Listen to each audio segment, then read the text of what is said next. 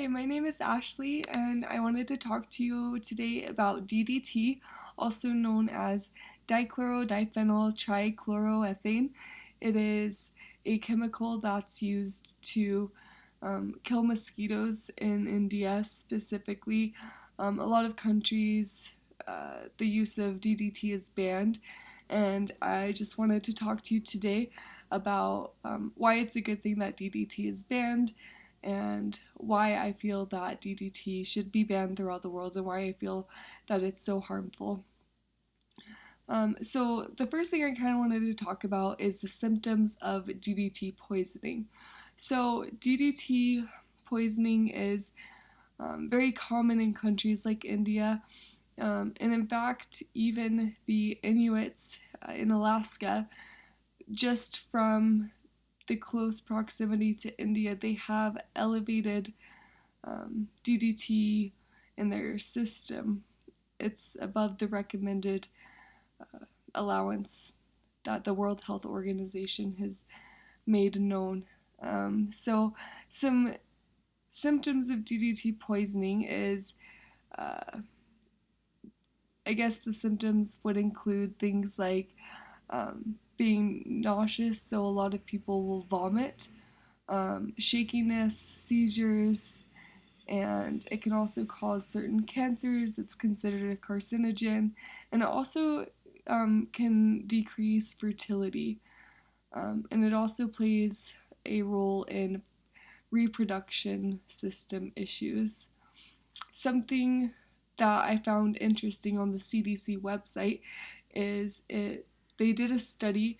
There was this bird who had higher levels of DDT in their system, and the bird laid an egg, and the eggshell actually was thinning, or it was more thin than the average eggshell and very prone to fracture.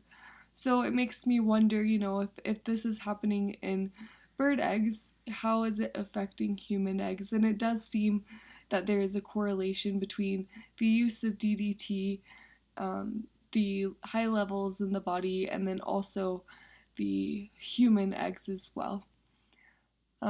So something that I thought was interesting is India uses DDT. It's something that the government is supposed to have control over. However, a lot of the people sell it privately as well. It actually isn't very controlled in India.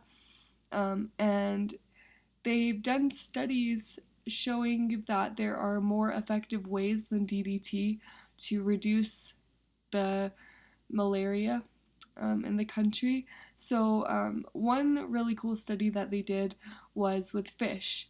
So, there was this pond, and they took these fish and they put them in the pond so that they would eat the mosquitoes that were causing the malaria in the area, and it actually reduced the malaria by 90% in this one area of India.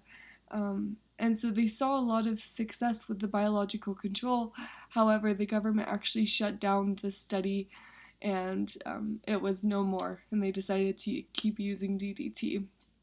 Another thing that has actually also helped is education. So they've shown that education is just as effective as toxins, and toxins aren't needed.